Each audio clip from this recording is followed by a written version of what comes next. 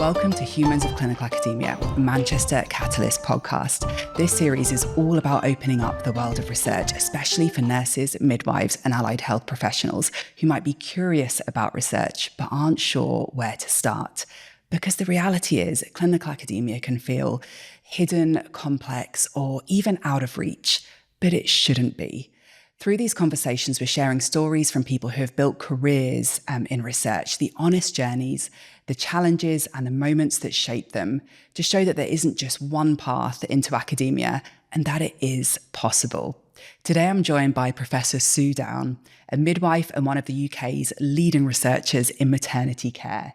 Soo's work has focused on improving experiences of pregnancy and birth, particularly around physiological birth, compassion in care and reducing unnecessary intervention.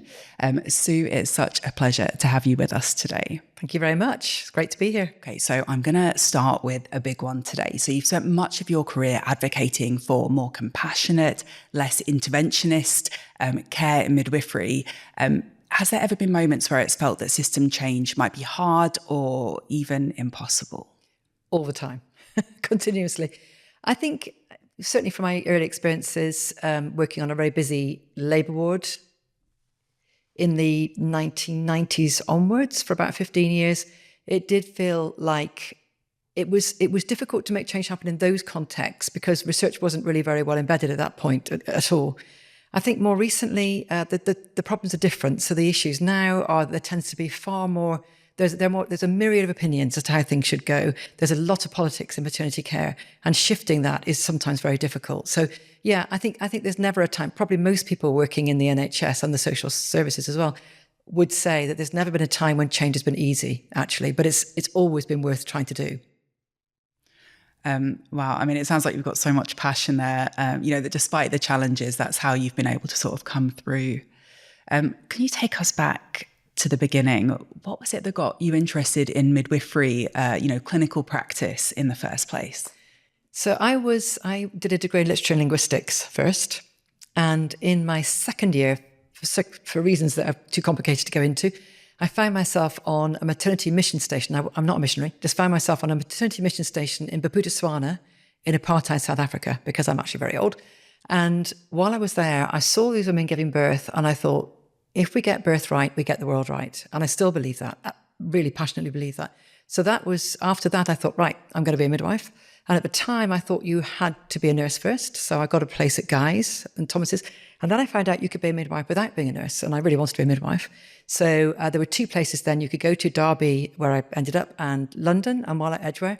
While I was in Derby, the Edgware course closed. So it was the only place you could be a direct entrant midwife. And then several years later, the pendulum swung completely. And now that's the main route to get into midwifery. So I ended up in Derby for that reason. And then I stayed there for my clinical practice afterwards. I mean, it sounds like you were quite young then when midwifery sort of jumped out at you. And I can see absolutely what you're saying about, realizing that midwifery can make a huge difference. Was there anything that resonated with you in particular, your own experiences, your personality? I mean, I hadn't had the children by then. I have had children subsequently, but not at that point. No, I think it was, I'd always had a feminist outlook on the world. So I think it was a sense of what women can do, what women can achieve. And particularly in that setting where there was minimal, there were just nuns, nuns were nurses and midwives. They weren't doctors particularly because it was in the middle of the homelands. And just this witnessing women go through this process and thinking, wow, that is an amazing thing to be happening. I think it was that one. So it kind of resonated with that sense of strong women. And it also resonated with my sense of the importance of really engaging with the world in a way that was probably quite basic. Coming away from some of the intricacies and complexities of the world into something very simple and straightforward that's gone on for millennia, since humanity's been around in the world, or mammals have been around in the world actually. So I think it was those two things, the kind of primacy of it and the strength of it. I think those two things really. And back then, were you aware of research and academia? I mean, only insofar as I'd done a degree. So I'd already done my degree in literature and linguistics at that point. So I was aware of academia in terms of literature, but definitely not in terms of medical and clinical literature. And at the time, there was almost no midwifery research anyway. Any research we had, it was just beginning, it was just nascent at that point, but anything we had was usually in the medical literature more than anything else. And then a lot of that, around about that time, obstetrics was given the wooden spoon for being the least research-based profession by Archie Cochrane. And that was actually the generation of the Cochrane collaboration, that it was the pregnancy and childbirth group that originally engaged with that notion of there not being enough evidence. So when I first came into practice, it was either not there or incredibly new. And in particular, your focus on physiological birth, on reducing medical interventions. Where did that interest come? Well, again, I think it came from that original experience in Botswana, and again from the feminist perspective. And I think over time, this has become more nuanced, obviously. At the time when I and others were engaging with this agenda, we were in a situation where in the late 80s, early 90s, induction rates were about 70%. Women were in hospital tied to monitors, very big monitors. They had intrauterine catheters attached, and then they had all kinds of machinery operating around them when they were giving birth. And they were also in the hospital I was in at the time. Our labour ward was a Nightingale ward, so they were next to each other with curtains between them, having these labours. And it just seemed to me, A, inhumane that these women were labouring like that, without companions, and B, I couldn't understand why they needed all this equipment, having seen these women give birth in Botswana. Not always without incident, obviously, but being there. And of course, I realised at the time, and still would say now, some women definitely need interventions. Some women want interventions. That's fine. But it's actually maintaining the potential for those women who are the majority around the world, according to our research, who would prefer to labour and give birth spontaneously. Maintaining that potential for them seemed to me to be really important. And as our research has gone on, I've seen the consequences of that as well when we've looked at some of our data in terms of the long-term effects of maintaining that potential for physiology. So it started with just, well, why can't women labour without this? And how dare we make them labour in rooms without companions, flat on their back? And it kind of evolved into the situation, the more complex understanding that I would now bring to the topic, I suppose. Something that I find really striking about your work is your focus on values, compassion and kindness. And I suppose that comes along then with a suggestion that sometimes these aren't always present in healthcare systems. What is it, do you think, that causes them to be lost? And I think it's endemic across health systems and also around the world. This isn't something just in the UK. It definitely isn't something just in low-income countries. Sometimes it's characterised as being in low-income countries where you do get physical violence, slapping, hitting, kicking, does happen to women during labour, and absolutely pressing very hard on the uterus. We don't get that, thank God, in the UK, but we do get emotional distance. That does happen. And of course, I think it's probably pretty well known now from all the reviews, but some of that is about emotional burnout. And it's not just in midwives and nurses and doctors and firefighters and teachers. So if you're in a situation where you cannot give the time you want to give or do the job you want to do, then you burn out emotionally, and then you can't relate to people because your emotional tank is empty. And one of our students did an interesting study where, she looked at why midwives might want to leave. And of course, the general dialogue or the general kind of norm is that people think that it's because of pay. But pay was something like number 10 on the list. The first few were not enough staff and not being able to do the job I want to do. And those were the things that really kind of stimulated staff wanting to leave. And I think, so being unkind, many staff do not like being unkind and not compassionate. And that is what makes them want to leave. And then, of course, the more they leave, the less staff there are. And then the more burden there is on the staff who stay, and so on and so on. I think the other component to this is the increasing tick box culture. And again, this is a cliche, but it's becoming more and more the case. So, for example, after all the recent reviews in maternity, somebody worked out that at the moment there are something like over 700 recommendations from the reviews that trusts are supposed to put into practice, some of which conflict. And a lot of the measuring and monitoring of those requires filling in forms. So time is spent filling in forms and not being with the women. One particular study that I was on the steering group of, they did an ethnography, and they found that in one hospital, the computer the midwives had to use was outside the labour room. So they had to put information in that every 15 minutes during labour. So they had to go out of the labour room, take their gloves off, put their password in, put the information in, which meant going through a number of pages, come back out of the computer, put their gloves back on and go back in the room. So you can't give good care under those circumstances. So I think that for a whole range of reasons, but those are probably the main ones, that kind of liberal kind of approach to how we reduce health and care to components that have to be measured and counted, and then not having enough staff after that to be able to do the job you want to do. Yeah, I mean, that's so interesting because as you're speaking, I'm thinking, and I bet research has been used to generate some of those numerous recommendations. Absolutely. How do you think research can be used to bring those values back into practice? I think there is plenty of research done that illustrates these points. So your question is a good one. How do you make that make a difference? And it does, over the years, I've come to realize that it is actually about making it grab people's attention.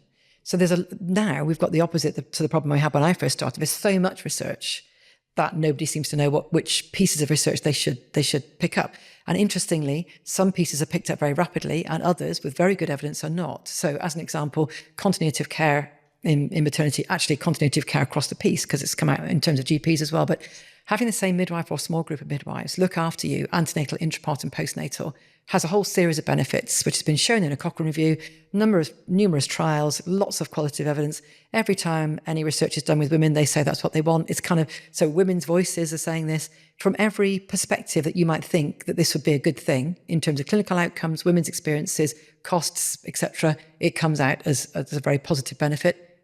It's not happening because it requires time and relationships, which are the fundamental mechanisms, and that's very hard to operationalize in our current NHS.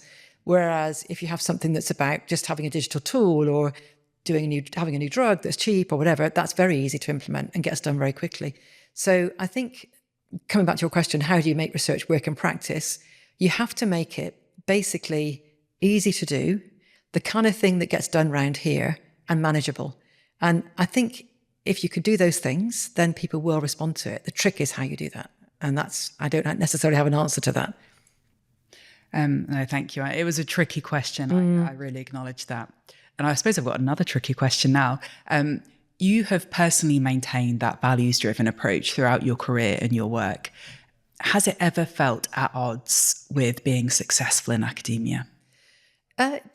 Potentially, yes, because obviously academia is competitive, can be very highly competitive. And I certainly have had circumstances where I've had ideas that have been stolen, and I'm sure lots of people have had this experience, or I've been part of a group and then dropped from that group. That does happen, certainly early in your career. I've been literally heartbroken. I mean, that feeling of being heartbroken. So when you spend those kind of circumstances, but also, if you spend a long time writing a paper and you submit it and it's rejected, that really, you feel it physically sometimes. So, or a grant application you worked for 3 or 4 months, or one we're just putting now, 5 years on, and you just have to learn that only 1 in 10 of these are successful very often. And often with a paper, you have to go through a number of journals before you get what you want. So I think learning those lessons has been quite difficult. And also maintaining, so it's fairly easy, I say that, relatively speaking, you can probably get things published or get grants accepted if you go with the current flow. So if you say, okay, the current sexy thing in research or for funders is X, and you could probably twist your project to fit into that box. But I think it's not worth doing that. I think the important thing is, to an extent you have to, but I think the important thing is to stick with the thing you really want to do and just maintain your integrity around that, because eventually the tide turns and eventually you're at the front of the queue, not the back of the queue, if you stick with the thing you really want to do. So yeah, that sounds like really good advice. I think finding that balance between jumping into whatever is the popular thing, but actually sticking with what you think is the important thing is a tricky one to maintain. Thinking back to your values as well, I mean, you mentioned at the very beginning, some of these awful experiences that you've had about effectively being treated badly by other people in academia. How have you managed to stay true to your values through this journey? Yeah, I suppose in those circumstances, it's about facing it, dealing with it, and then moving on, and also thinking, well, there's always something else that can be done. So it's a bit like, what is it, that Silicon Valley thing, move fast to break things. Sometimes things just get broken, and you just have to think, okay, that avenue isn't going to be fruitful, so I'm going to try something else. So it's having a range of things that you might be interested in that you can then jump into if that one thing that you were, at the time dedicated to doesn't actually come off. I think it's largely that, having quite a wide portfolio, but all within the area that you want to pursue. And also recognising that if you are doing something which is not in the mainstream, like physiological labour and birth hasn't for a long time, beginning to be again, I think, but it hasn't been in the mainstream. It's been mental health. I mean, these are all important things, mental health or birth trauma or those kinds of things. That's been or inequalities, all of which are very, very important, but lots of people are working in those spaces. So for me as a midwife, it's about saying actually the core thing that midwives do that other professions don't do is this. And therefore, it's important to stick with it. And if it's a question of finding funding through a different route, like through a PhD studentship or even an MSc student working on it, do that. Because eventually you'll get to the point where if you generate publications as a consequence of that, you can then go for the bigger grants when the tide turns. So it's building, it's doing the thing that really matters to you at the time and being confident that eventually you'll have the opportunity to do something with that. But it might be 10 years ahead. It might not be tomorrow. Like really looking at the long game. Yeah, absolutely. Yeah.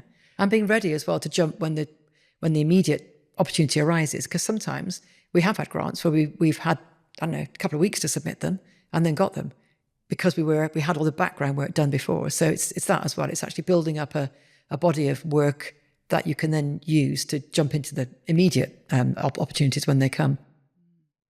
Your particular focus area around physiological birth and reducing interventions, I suppose, may be considered controversial by Definitely. some people. Has that ever been difficult to navigate professionally? Do you mean apart from all the trolling on social media? Oh, yes. Wow. Yeah, it's been very, very difficult, I have to say. There's been lots of, and not just for me, lots of problems. And, you can kind of understand where some of the people that are doing the trolling are coming from, but to the point where we ran a conference, we've had to change the terminology. So we've always talked about normal labour and birth, because that's what everybody always talked about until the last 10 years or so. And that's what the rest of the world talks about in terms of this space. And I can see the arguments against that, definitely. But it's become quite vitriolic whenever that term is used. So I must admit my European colleagues just really can't understand what's going on because we have these problems. And we do run a conference which was called the International Normal Labour and Birth Conference, although it did always involve women who've had stillbirths and women who've had problems and complications. It was never just about, we understand the whole spectrum here, but it was not perceived like that by some of the social media activists. So we did have threats to come and stand outside the conference with placards protesting against it. For a number of years, we had to get security one year on the basis that was going to happen. So yes, we have had a large amount of pushback. And as I say, I can understand some of it. And we've obviously changed our terminology because that's what was requested of us. And we've moved the location of the conference as well for various reasons that were requested of us.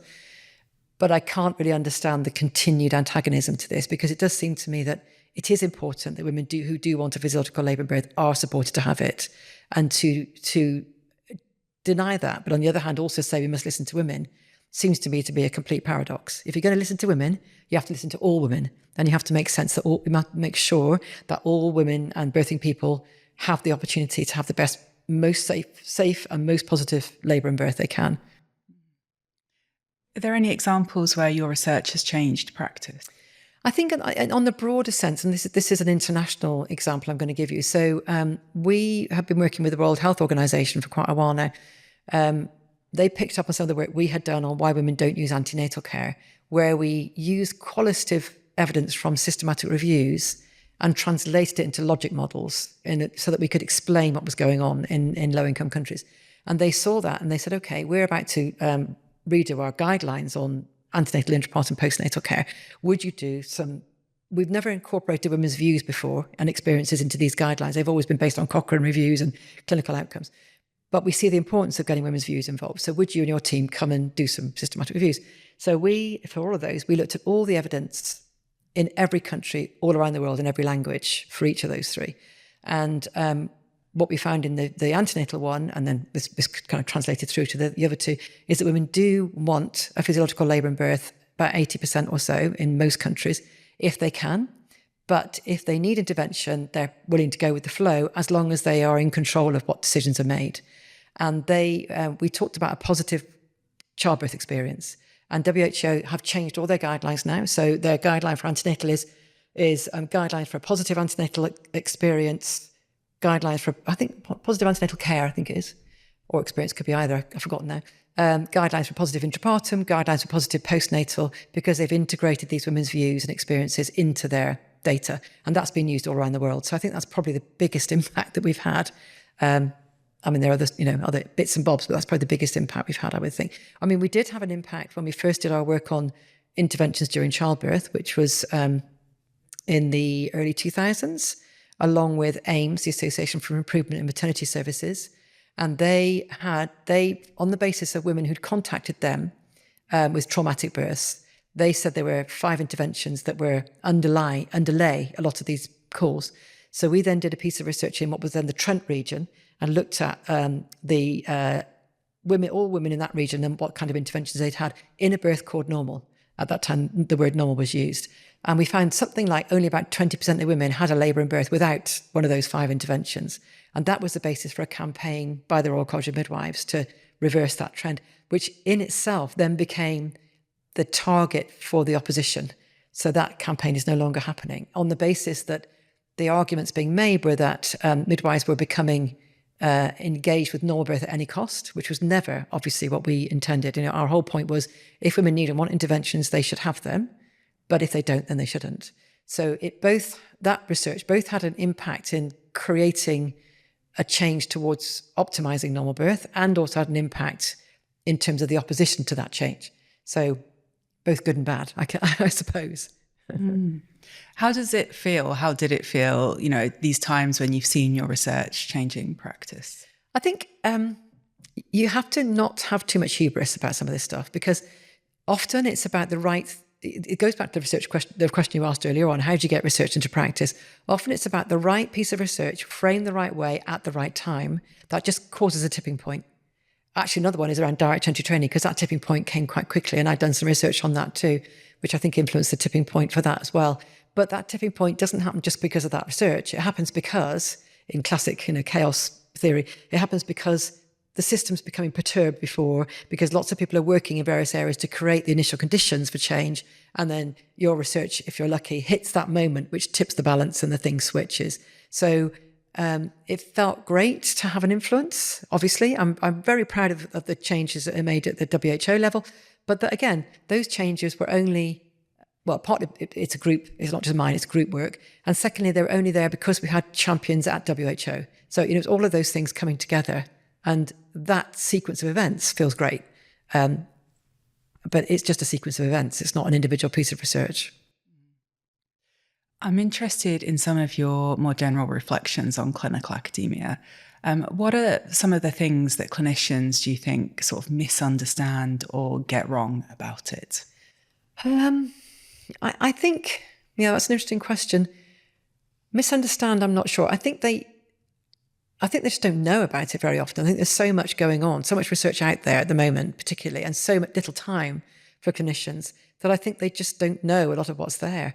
And so I think if it's framed for them in fairly straightforward terms, so with infographics or something like that, then they probably can get it quite quickly and understand it quite quickly. I think to some extent people do think it's an ivory tower thing. So they do think it's at a distance from them, doesn't really affect them, isn't important to them. So I suppose from the point of view of misunderstanding, there is that, except sometimes that's right. Sometimes some of the research that's done is very much dancing on the head of a needle. So I think we have ourselves to blame for that, some of us researchers. And again, this is where the passion thing comes in, only doing research that you really think is going to make a difference rather than something that's being done just to advance your career, because I think that's where some of the misunderstanding comes in.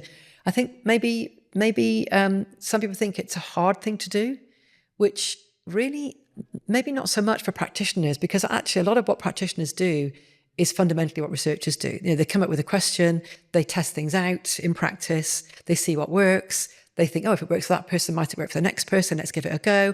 It didn't work, let's amend it a bit. That's all the research is, really. It's just got lots of fancy, stuff around it, bureaucracy and words and so on. But it really is the same thing. And so I suppose part of it is, and again, this is a cliche, but demystifying it so that people see that it's really what they do every day. It's just doing it in a more formal way, and perhaps with rather more bureaucracy than they do it with. And what would a typical day for you look like at the moment? I suppose I'm wondering if there may be people who are listening to this and thinking, what is it actually? What is a clinical academic life? Yeah. Well, a lot of it is just going through emails, answering emails and being in meetings. And the job I'm in, in my job, which is obviously a strategic job to an extent, running a research group. I mean, so yeah, it's a lot of that. Meetings both in the UK and internationally now, obviously with working on Teams, a lot more international meetings are easier to do on Teams, so you can fit them in amongst other meetings. A lot of it is about, again, like in practice, building relationships with people, building relationships with teams you might want to work with for research, writing the bids, writing the papers, supporting students very often who want to write papers, or obviously PhD students, being a supervisor for PhD students. Sometimes, occasionally, being absolutely delighted when you open an email and it says your bid's been accepted or your paper's been accepted. In the case of the bids, it's usually, hooray! And then it's like, oh my God, I have to do the research now. Oh my God. So you get a moment of sheer exhilaration, and then you start to think, now we have to do it. So that's good. And then there's also moments which are actually about engaging with national committees. So, for example, I was on an NIHR committee yesterday, which was about climate change, which was absolutely fascinating, reviewing bids to manage climate change in clinical settings, which is not midwifery at all. I mean, there was a midwifery one, but I wasn't in that because obviously I had a vested interest. But but just from that point of view, you can get a very broad picture across the whole of the NHS and social care if you're engaging in some of those committees, which is fascinating. And you obviously learn things when you're on those committees in terms of what you might do yourself in future. I'm also on the NHS England Better Birth Stakeholder Group, which is looking at policy in England. So you can, you're engaged with policy sometimes.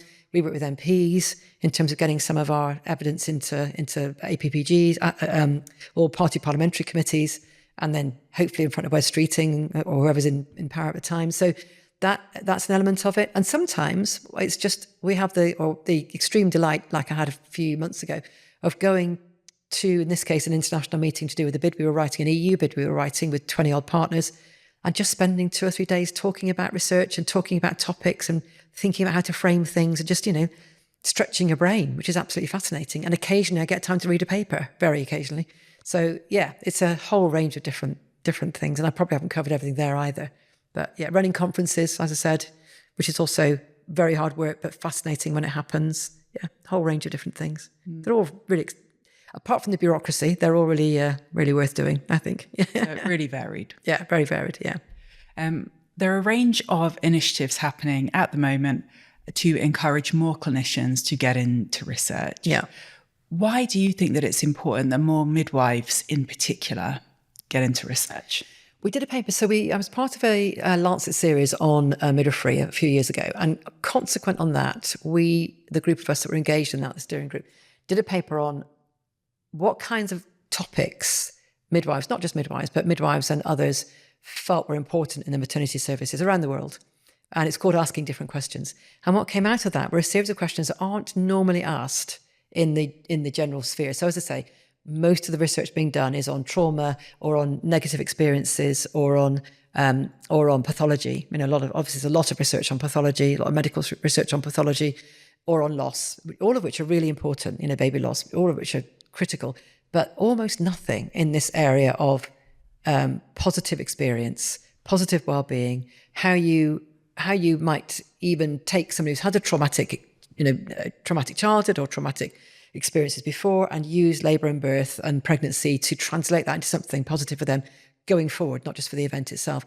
Almost no research on the longer term consequences of what happens during labour and birth.